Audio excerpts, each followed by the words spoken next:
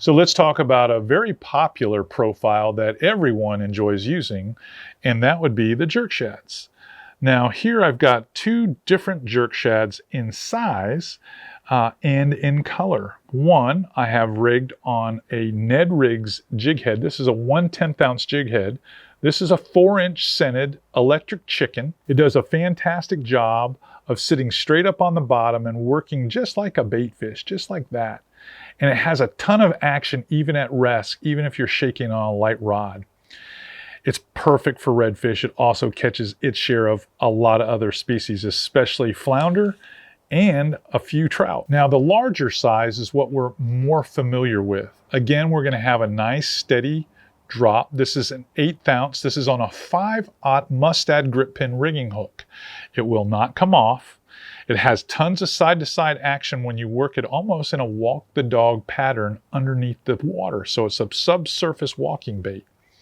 It has tons of action. Again, it is scented with Procure, pre-scented with Procure as well. This is the Laguna Shrimps color, one of my absolute favorite color for targeting both trout and redfish. Anytime I've got floating debris in the water or work in any grassy zones, this is the best way to rig this bait.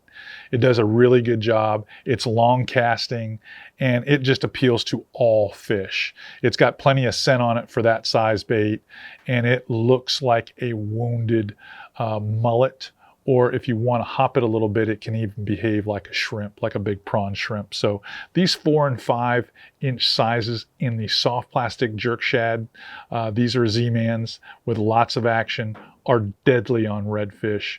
And when I'm working them, I'll work this one more in a swimming motion, dart, dart, dart, and then let it fall to the bottom. I'll work it, it's head weighted, so I can cast it a little easier. This one tumbles in the air just a bit, but it's such a dense bait and it skips really well. So I'm fishing docks or fishing mangrove shorelines.